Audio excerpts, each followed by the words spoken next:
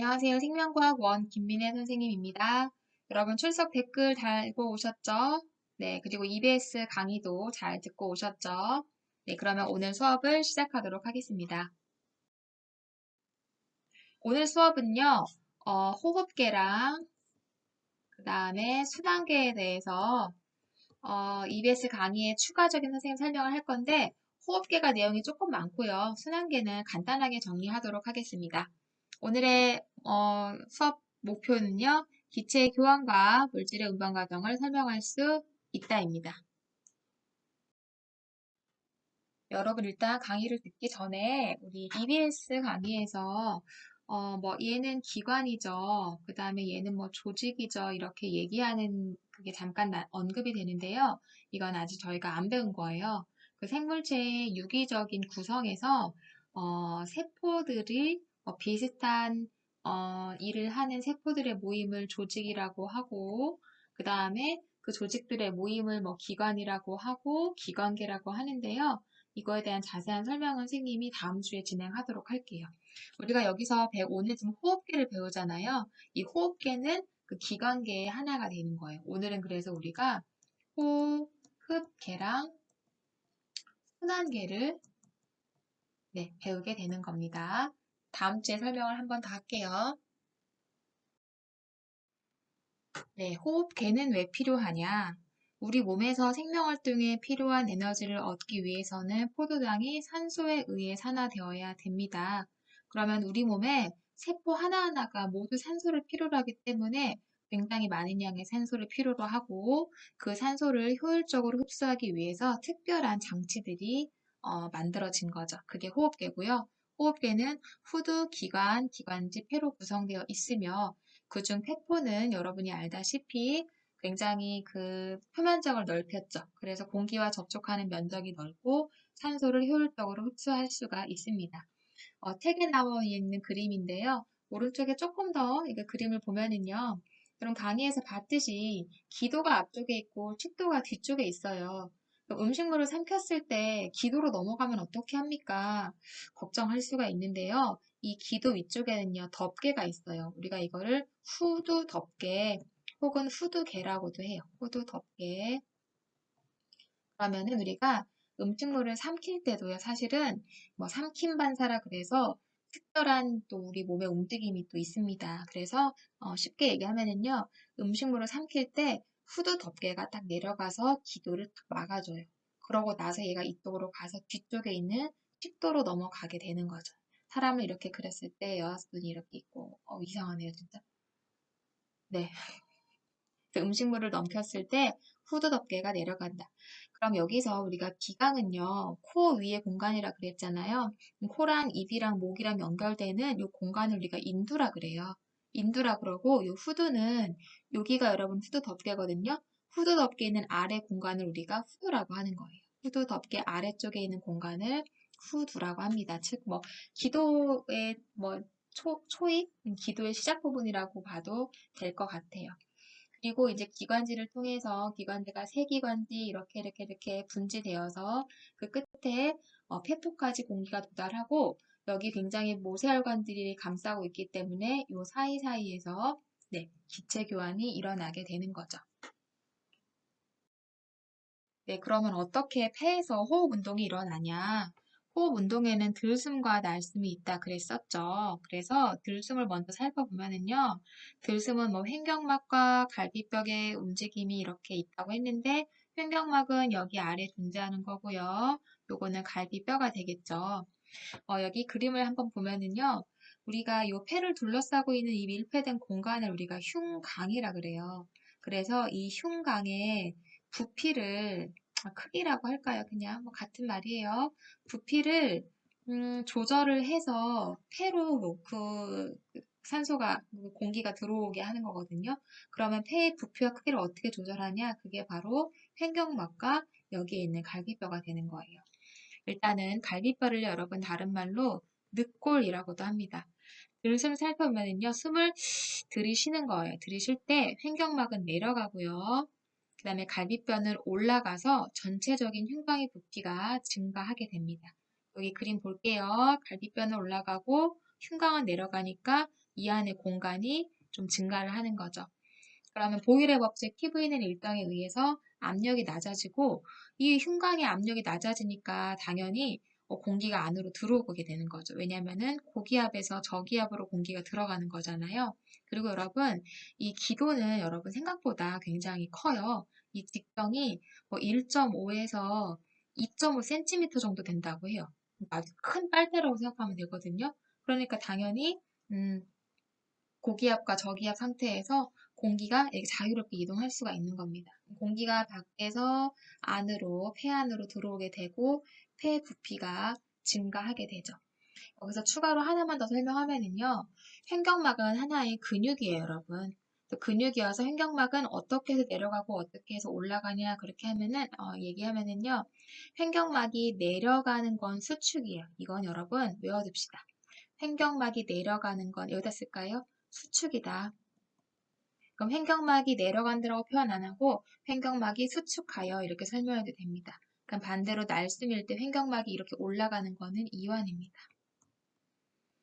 갈비뼈는요, 갈비뼈잖아요. 뼈가 직접적으로 움직이는 게 아니라 갈비뼈와 갈비뼈 사이사이에 근육이 있어요. 그래서 우리가 그거를 여기 보이네요. 갈비뼈 근육이라고도 하는데 조금 더 여러분이 늑강근이라고 접하게 될 일도 많을 거예요. 늑강근은 늑골, 즉 갈비뼈의 사이간자, 사이사이에 있는 근육이다 그런 거예요. 그럼 얘도 근육에 움직임이 있을 거잖아요. 근데 여러분 여기서는 이게 이완이냐 수축이냐는 얘기하지 않을게요. 왜냐하면 깊게 들어가면요 사실은 늑강근이 외늑강근도 있고 내늑강근도 있어요. 그래서 이 늑강근의 수축과 얘는 반대예요. 외늑강근이 수축하면 얘는 이완하고 이렇게. 그래서 사실은 이거는 아주 자세하게 하지 않을 바에는 안 하는 게 낫겠다. 선생님이 판단이 되어서 늑강근에 대한 그 수축이냐 이완이냐는 중요한 게 아니고요. 늑골은 상승하냐 하강하는 거냐 이 정도만 알고요. 나중에 기회가 되면 조금 더 선생님이 자세하게 설명하도록 하겠습니다. 그래서 횡격막은 수축하고 늑강근의 수축과 이완을 통해서 갈비뼈가 올라간다. 횡강의 부피가 증가한다. 이렇게 우리가 들숨과 날숨을 정리할 수 있겠습니다. 본격적인 기체 교환을 살펴보면은요. 기체 교환의 원리는요. 일단 분압 차이에 의한 확산이다. 그리고 확산이기 때문에 에너지가 소모되지 않는다.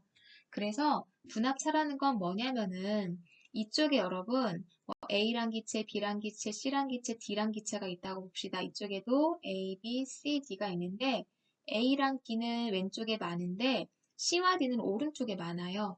그러면은 A 기체는 왜 오른쪽으로, B 기체도 오른쪽으로 이동하는데 C는 왼쪽으로, D는 왼쪽으로 이런 식으로 각자 자기들 분압차, 부분 압력에 따라서 기체가 이동한다 그런 뜻입니다.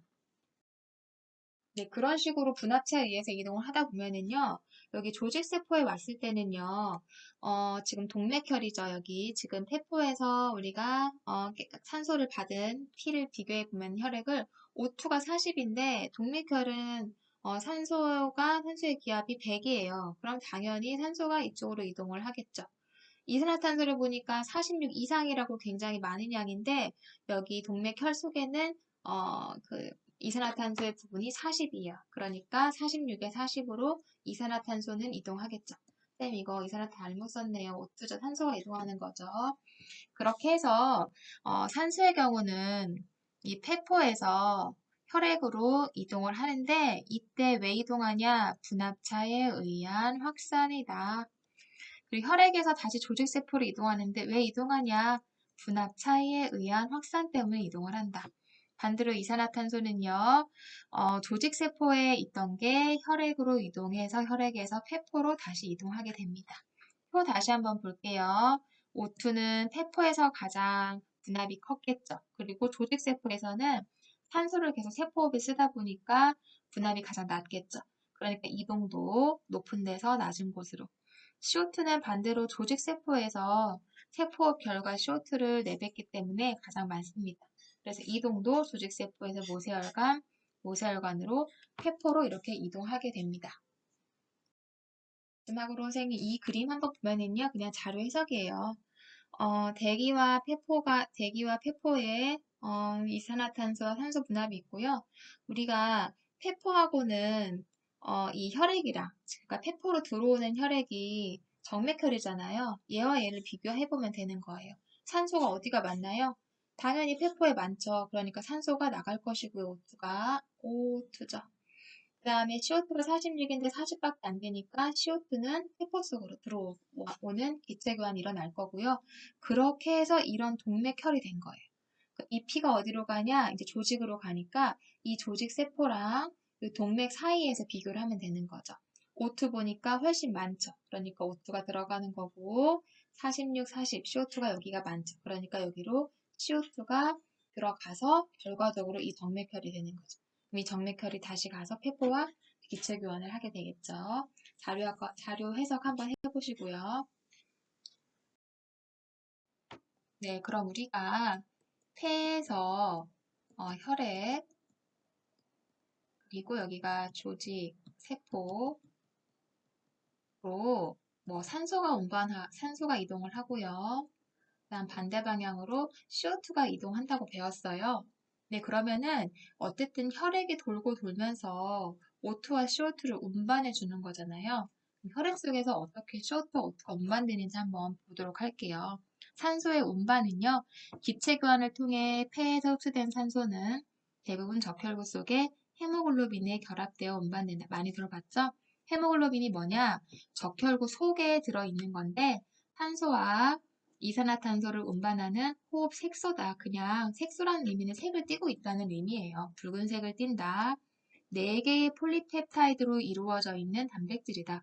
여러분, 4개의 폴리펩타이드, 즉, 네 덩어리가 이렇게 붙어 있다는 얘기거든요. 여러분, 이게 몇 차 구조였죠? 단백질의 대표적인 4차 구조입니다. 그래서 이렇게 덩어리가 하나, 둘, 셋, 네 개가 붙어가지고 하나의 헤모글로빈을 이루고 있는 거예요. 그래서 그 속에는요, 이 폴리펩타이드 각자요. 이 폴리펩타이드는 각각 한 개씩의 햄기라고 하는 거 어려운 거 아니에요. 이름이에요. 그냥 햄기를 가지고 있는데 그 햄기가 여기 중간에 이렇게 존재하는 그냥 이런 햄기를 가지고 있는데 그 햄기 속에는 철을 포함하고 있대요. 그래서 우리가 뭐 철분을 많이 먹어야 된다 그 얘기를 하는 거죠. 근데 그 햄기 하나가 산소 한 개를 운반할 수가 있대요. 그럼 결국은 헤모글로빈 한 분자는 산소를 몇 개 가지고 운반할 수 있나요? 4개 운반할 수가 있겠죠. 그래서 헤모글로빈이 산소랑 결합한 상태를 HbO2라고 표현하기도 해요. 그러니까 얘는 뭐냐면은 산소와 결합되어 있는 헤모글로빈이다. 그런데 얘를 사실은 조금 더 정확하게 쓰려면요. 보통 O2를 4개. 그런데 여러분 꼭 3은 아니에요. 이게 3일 수도 있고요. 2일 수도 있고 1일 수도 있는 거예요. 그렇게 해서 우리가 헤모글로빈이 4개의 산소까지 결합을 해서 이렇게 존재할 수가 있다. 그래서 우리가 결합했다 그러고 해리한다고 합니다. 헤모글로빈이 산소와 해리되었다 표현할 수도 있고요. 헤모글로빈이 산소와 결합하였다 이렇게 얘기할 수도 있습니다. 볼게요. 헤모글로빈은 그런데 산소 농도가 높은 곳에서는 결합한대요. 당연하겠죠. 그리고 오히려 낮은 곳에 가서는 분리를 한대요. 네, 그렇게 해서 조직세포에 산소를 공급하는 겁니다. 어렵지 않겠죠? 즉, 폐에서는요, 헤모글로빈이 이렇게 존재하면은 폐에 산소가 많기 때문에 산소가 여기 다 결합을 하는 거예요. 4개 이렇게. 그러다가 조직세포로 도착을 했어요. 헤모글로빈에 산소가 하나씩 이렇게 붙어 있는데, 다 그랬죠? 이상하네요. 다시 그릴게요. 헤모글로빈에, 이렇게 할게요. 산소가 다 하나씩 이렇게 붙어 있는데, 조직세포에 와봤더니 산소가 없는 거예요. 그럼 산소를 그냥 조직세포에 줘버리는 거죠, 헤모글로빈이. 그런 식으로 해서 헤모글로빈이 산소의 운반에 큰 기여를 합니다. 그리고 이산화탄소는요, 헤모글로빈이 이동시켜주는 건 아니에요. 헤모글로빈보다는 대부분 혈장을 통해서, 그러니까 혈장은 뭐냐면요, 이 혈액에서 혈구 성분을 뺀 게 혈장이거든요. 그럼 혈구는 뭐냐? 구형 물질이라는 얘기예요. 적혈구, 백혈구, 혈소판. 요 세 개가 혈구, 구형 성분이다. 그걸 빼고 난 한마디로 이렇게 액체 성분이라고 생각하면 될 것 같아요. 그 혈장이 녹아서 조직세포나 폐로 운반된다. 근데 여기서 질문. 선생님, 이산화탄소가 대부분 혈장이라 그랬는데 여 위에 보니까 적혈구 속에서 산소와 이산화탄소를 운반한다고 돼 있어요 하는데요. 맞아요. 여기에 아주 소량은요. 헤모글로빈에 의해서도 이산화탄소가 운반이 됩니다. 그럼 이거를 조금 더 자세하게 살펴볼게요. 네, 오늘 수업에서 가장 어려운 부분이 되지 않을까 싶네요. 주민입니다. 산소와 이산화탄소의 이동인데요. 한번 읽어볼게요. 모세혈관으로 들어간 대부분의 이산화탄소는 적혈구로 들어가며 적혈구 속에 탄산무수와 효소의 작용에 의해 물 분자와 결합하여 탄산을 형성하고 다시 수소이온과 탄산수소이온으로 해리된다. 탄산수소이온은 적혈구에서 혈장으로 확산되어 폐로 전달된다. 또 일부 이산화탄소는 적혈구에서 직접 헤모글로빈과 결합하여 운반하기도 한다. 먼저 여기서 지금 산소와 이산화탄소 이동을 볼 건데요. 설명을 한번 잘 들어보세요. 네, 여기는 조직이에요. 조직이니까 CO2는 굉장히 많고 O2는 적은 환경입니다.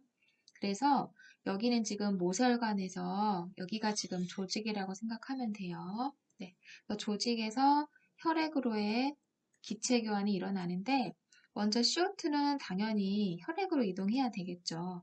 CO2의 약 7% 정도가 직접 물에 녹을 수도 있고요. 혹은 물과 반응하여 탄산이 된대요. H2CO3. 그런 다음에 얘가 이온화되어서 H 플러스와 탄산수소 이온 HCO3-가 됩니다. 여러분 한번 써보세요.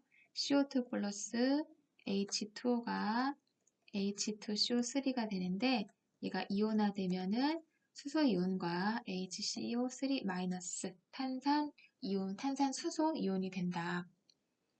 그러면은 나머지는요, 23%는요, 그냥 CO2가 헤모글로빈과 결합하여 헤모글로빈이 CO2와 결합한 상태로 운반되기도 한대요. 그래서 헤모글로빈은 산소의 운반에도 쓰이지만 이산화탄소 운반에도 쓰인다 그랬잖아요. 우리가 얘를 특별히 이름을요, 카바미노 헤모글로빈이라고 합니다. 카바미노 헤모글로빈. 네. 그러면 두 개 합치고 지금 30%니까 나머지 70%는 어떻게 되냐? 대부분의 이산화탄소는 적혈구로 들어간대요. CO2가 들어왔는데 이 안에서 요 위의 반응과 똑같은 반응이 일어나요. H2O, 탄산, 수소이온, 탄산수소이온. 그런데 중요한 건 얘입니다. 적혈구 안에는 탄산 무수화 요소라 그래서 다른 말로 무수화가 물을 뺀다는 거기 때문에 탄산 탈수 효소라고도 합니다. 네. 탄산 탈수 효소라는 효소가 적혈구 안에 있어요. 그래서 이 반응이 굉장히 빠르게 많이 진행되는 거예요. 그리고 혈장에는 이 과정에도 만약에 탄산 무수화 효소가 있으면 이 반응이 빠르게 일어날 텐데 우리 혈장 속에는 그 적혈구 바깥쪽에는요 그 효소가 없기 때문에 여기서는 굉장히 소량 일어나는 거고요. 대부분 70%나 되는 양이 적혈구 안에서 탄산이 되어서 H 플러스와 HCO3-로 이온화가 됩니다. 그럼 그 상태에서 이 탄산수소 이온은요 적혈구 밖으로 나가서 혈장 안에서 이동을 하게 되는 거예요. 그럼 H 플러스는 어떻게 되냐? 밖으로 나가지 않아요. 그리고 이 안에 그냥 그대로 있지도 않아요. 왜냐면은 이 H 플러스가 밖으로 다 나간다면은요, 혈액이 굉장히 산성화가 될 거예요. 그래서 우리 몸의 pH 조절, 이런 걸 위해서 이 H 플러스가 어디로 가냐? 여러분, 여기는 지금 조직 근처예요. 그러면 산소는 적혈구가 산소를 조직한테 주잖아요. 그에게는 적혈구 속에 헤모글로빈이 산소랑 결합되어 있다는 형태잖아요. 예를 들면 곱하기를 할 수도 있고요 하는데 그냥 간단하게 적혈구 속 헤모글로빈은 이렇게 산소와 결합된 형태인데 아마 산소를 줄 거예요. 여기 나와 있죠. 적혈구에 지금 도착한 아니 조직에 도착한 혈액 속의 적혈구는 산소와 결합한 형태인데 얘한테 수소이온을 줍니다. 그러면은 얘가 수소이온과 결합하면서 산소가 떨어져 나가요. 조직세포에 주고 헤모글로빈은 뭐와 결합하게 돼요, 지금? 수소이온과 결합한 형태를 띠게 됩니다. 왜 그래요? 왜 그래요? 여러분, 그냥 현상이니까 그냥 알면 되는 거예요. 다시 한번 볼게요. 조직에 막 도착한 그 적혈구는요, 폐에서 산소를 듬뿍 가지고 오네요. 근데 거기에서 조직세포에서 CO2와 CO2를 운반하기 위한 그 과정상에 방출되는 H 플러스를 얘한테 그냥 줘버리는 거예요. 그러면은 헤모글로빈은 O2는 조직세포에 줘버리는 대신에 수소이온, 여기다 쓸게요. 수소이온과 결합하게 되는 거죠. 그럼 이렇게 되면은요, 뭐 사실은 우리 생명활동에서 목적을 부여하면 이러려고 이런다, 이러려고 이런다, 이런 목적은 사실 우리는 알 수 없는 거예요. 뭐 진화의 결과라고 하기도 하고, 뭐 이렇게 창조를 믿는 학생들은 이제 그게 이제 그런 목적성을 두고 만들었다 할 수도 있지만, 우리는 공부하는 입장에서는 목적을 두지 말고, 그냥 이런 형태가, 이런 과정이 일어나는데, 굳이 목적을 따지려면, 그로 인해서 오는 장점은 뭘까? 우리가 생각해 보는 거거든요. 그럼 이렇게 함으로써 오는 장점은 뭘까? 첫 번째, 가장 중요한 건데요. 아니, 첫 번째가 아니라 가장 중요한 거는요.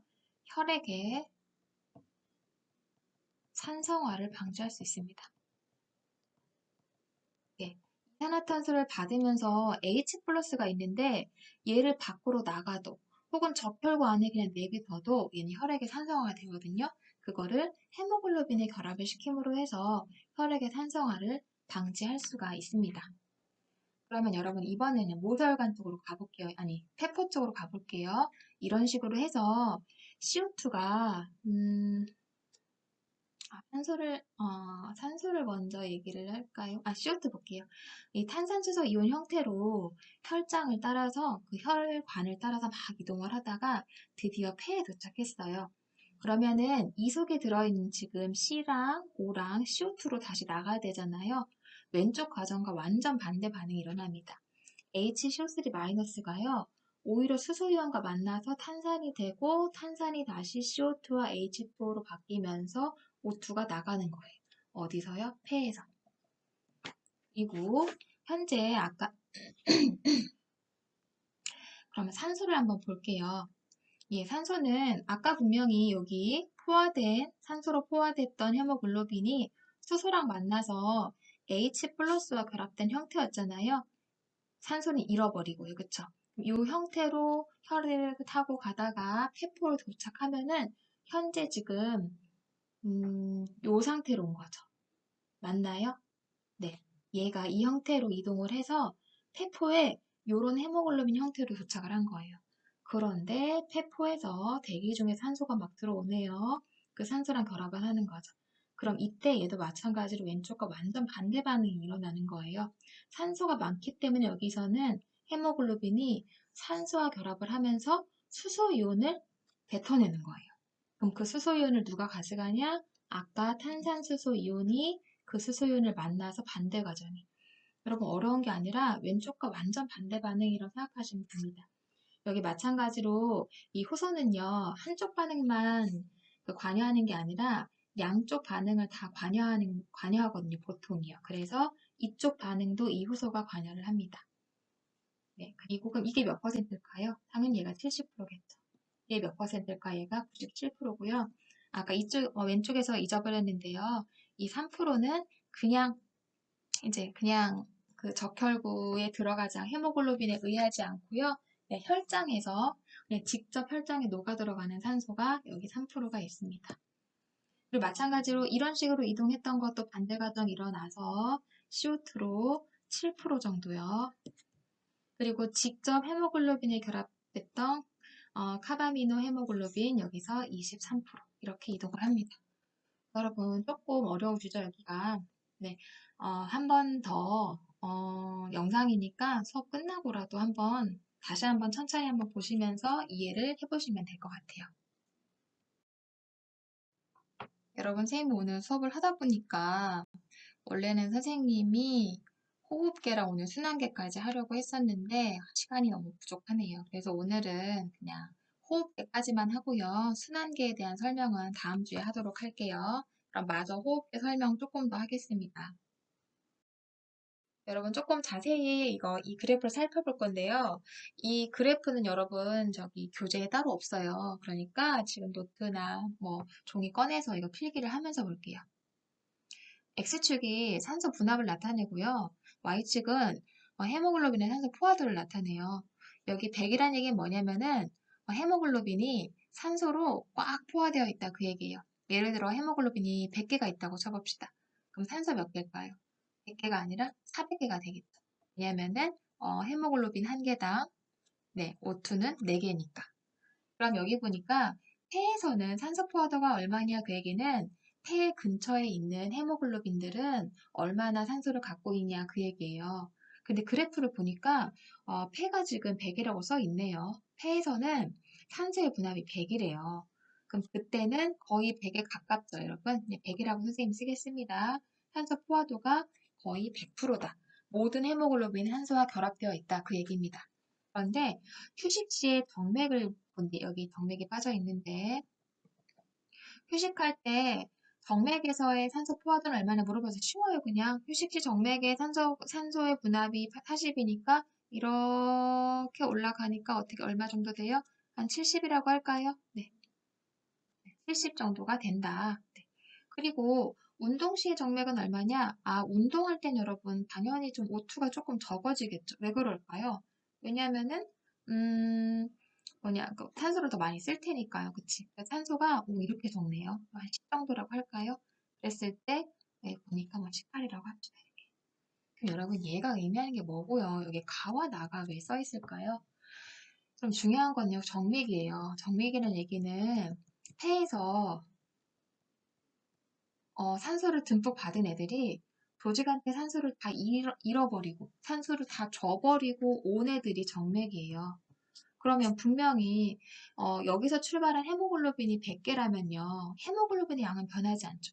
여기 와서도 헤모글로빈은 100개일 거예요. 근데 이런 애들은 100% 포화되어 있었는데 여기 도로한 애들이 70%밖에 포화가 안 됐대요. 그럼 나머지 30% 어디 갔어요? 그 산소?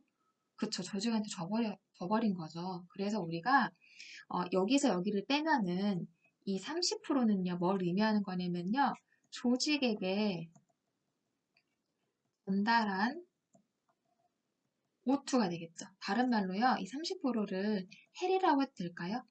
네. 해리도가 30%다 볼 수 있는 거예요. 즉, 다시 정리하면은 내가 평상시 휴식하고 있을 때는 폐에서 100% 포화됐던 그 헤모글로빈들에서 30% 정도의, 그러니까 처음에 헤모글로빈이 붙잡았던 산소의 30%는 조직한테 주고 돌아온다. 그럼 여기서는 가랑 나중에 네, 가의 의미가 되겠죠. 가의 양을 요만큼을 내가 조직한테 줘버린다 그 얘기죠. 근데요, 여러분 여기 보니까 운동할 때 18%가 됐어요. 그러면은 운동하게 되면은 내가 조직한테 얼마나 준다는 얘기예요? 무려 82%나 준다는 얘기죠. 그래도 마찬가지로 운동할 때는 폐에서 산소를 100개 정도 붙잡았다면은 그중에 82개는 조직한테 줘버리고 나머지 18개만 가지고 돌아온다. 그 얘기가 되겠습니다. 네, 여러분 그럼 여기서 응용을 조금만 더 해보겠습니다. 여기 아까와 똑같은 헤모글로빈의 산소 포화도고요. 산소 분압인데요. 아까와는 다르게 그래프가 몇 개예요. A, B 두 개가 나타났죠. 그러니까 이거는 산소 헤모글로빈의 산소 포화도에 당연히 O2가 가장 큰 영향을 주지만 다른 요인들도 영향을 줄 수 있다 그 얘기예요. 그리고 일단은 우리가 A, B를 비교했을 때 A가 B보다 왼쪽에 있다. 혹은 A가 B보다 위에 있다. 이렇게 표현할 수도 있는데 얘를 세 가지 표현을 주로 쓰거든요. 일단 그러니까 A가 주인공이에요. A가 B에 비해서 산소 포화도가 어떨까요? 네, 높다, 크다죠. 이거는 단순하게 같은 조건 비교하면 돼요. 똑같은 산소 분압일 때 포화도가 훨씬 높잖아요. 포화도가 높다는 얘기는 산소랑 더 친하게 결합한다는 얘기니까 산소 친화력이 높다, 크다 할 수 있습니다. 하지만 반대로 산소 해리도는 뭐냐면요. 아까도 했지만 우리가 아까 조직세포가, 아니 그 정맥혈에서 휴식할 때의 산소 분담이 40이었잖아요. 40 그었을 때. A 같은 경우는 100%인 애가 40% 포화도가 이렇게 감소했기 때문에 요 정도에 해당하는 양을 조직세포에 줬단 얘기잖아요. 하지만 B 같은 경우는요. 네, 여기가 지금 포화도가 이렇게 낮아졌기 때문에 여기서부터 시작해서 이해되시죠? 네, 요 정도에 해당하는 양을 해리했다고 볼 수 있는 거예요. 그 얘기는 해리도는 누가 더 큰 거예요? B가 더 큰 거죠. A는 한마디로 산소랑 더 강하게 결합을 해서 산소를 어떤 환경에서도 잘 안 뺏기는 애인 거죠. 그래서 A가 B에 비해서 산소 해리도는 작다. 산소랑 더 친하니까 이렇게 얘기할 수가 있습니다. 다시 볼게요. A가 B에 비해서 산소 포화도가 크다. 친화력도 크다. 해리도는 작다. 그러면요, 요거를 이제, 그러면 A, B가 어떤 상황이냐 했을 때, 헤모글로빈의 산소 포화도에 CO2가 영향을 주거든요. 그럼 A랑 B 중에 어떤 게 CO2가 더 많을 때냐. 조금 어려운 그래프인데 한번 볼게. 이걸 이렇게 CO2 효과, 이렇게 얘기를 하는데요. 여기 보니까 가장 위쪽에 있는 그래프는 CO2가 20일 때, 그 다음에 가장 아래에 있는 게 CO2가 80일 때죠. 그러니까 A는 CO2의 농도가 낮을 때, 그 다음 B는 CO2의 농도가 클 때, 그 다음 pH는 여러분 CO2랑 같이 봐도 될 것 같아요. CO2가 많으면은 이제 탄산, 그 다음에 탄산수소 이온과 H 플러스의 해리가 되면서 pH가 산성화되거든요. 낮아지거든요. 그러니까 CO2가 많은 곳에서 pH가 낮은 거예요. 맞나요? 이건 7.2고 얘가 7.6이잖아요. 이게 A고 이게 B니까. 얘는 CO2가 적을 때 pH가 높고. 여러분 쉽게 그냥 얘를 같이 연결해서 보시면 돼요. 온도를 보니까 이 아래에 있는 거는 고온이고요. 저 위에 있는 게 저온이네요. 얘가 고온, 저온. 근데 여러분 이거는 외우는 팁을 좀 알려드리면요. 여러분 우리가 운동했을 때 생각해 보세요. 운동을 했어요. 그랬을 때 헤모글로빈은 산소 친화력이 커져야 될까요? 작아져야 될까요? 다른 말로 하면은 해리도를 볼게요. 해리도가 뭔지 알죠? 조직한테 얼마를 줬냐 그거잖아요. 그 해리도가 커야 되겠어요? 여러분 작아야 되겠어요? 운동을 했을 때. 당연히 운동을 하면은 O2를 많이 쓰니까 해리도가 조금 커야 되겠죠.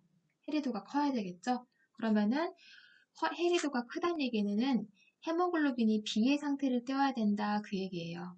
운동을 하면 CO2가 많겠죠. 얘를 같이 봐야 되니까 낮아야 되겠죠. 운동하면 내 몸의 온도 어때져요? 높아지죠. 내 몸의 온도가 높아질 때는 오히려 헤모글로빈의 산소 포화도가 B처럼 해당하는 거예요. 이해가 되시나요? 그 다음은요, 이거는 조금 다른 개념인데요.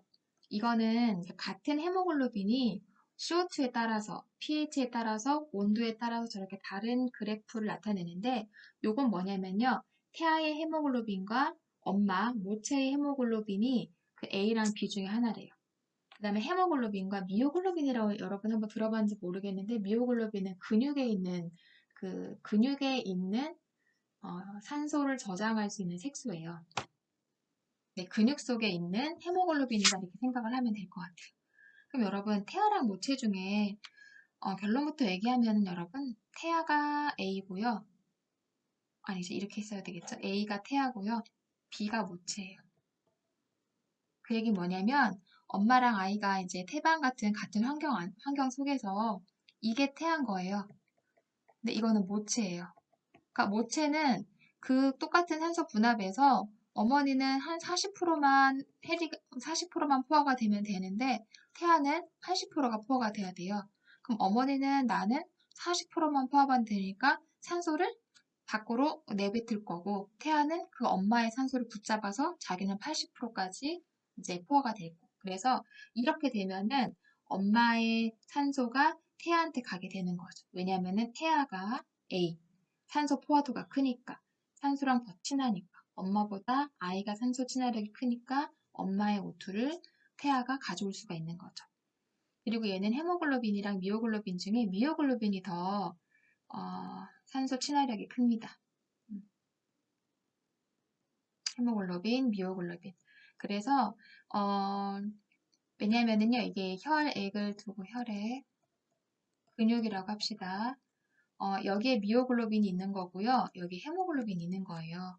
근데 여러분 근육은요, 이제 산소를 어느 정도 저장을 하고 있어야 되거든요. 왜냐면은 혈액으로부터 이렇게 그 산소 공급이 조금 안 될 때 자기가 어느 정도는 저장해 놓은 것도 쓰고 해야 되니까. 그래서 이제 헤모글로빈에서 미오글로빈 쪽으로 이렇게 산소가 이동해야지 미오글로빈과 근육에 있던 걸 헤모글로빈이 혈액이 막 가져오면 안 돼요. 그래서 미오글로빈이 헤모글로빈보다는 훨씬 산소와 친하다. 그래서 친화도가 크다. 요거는 알아두시면은 나중에 아마 응용하는 뒤에 가서 응용할 때, 아, 그때 그 말이 뭐 이 뜻이었구나 이렇게 이해가 될 거예요. 그래서 요거를 반드시 외워주시고요. 이 그래프 하나 그리시고 여러분 이렇게 하나 그려놓고 A, B 해놓고 이 표를 하나 그려놓으면 좋을 것 같아요. 이상으로 오늘 수업을 마쳐야 되겠네요. 다음 시간에 순환을 하도록 하겠습니다. 여러분 오늘도 너무 고생하셨어요. 수업에 대한 질문은 바이오 민 웨이보로 보내주시기 바랍니다. 교재는 카페에도 탑재되어 있으니까 좀 미리 뽑아서 다음 시간에 만나도록 하겠습니다. 수고하셨습니다.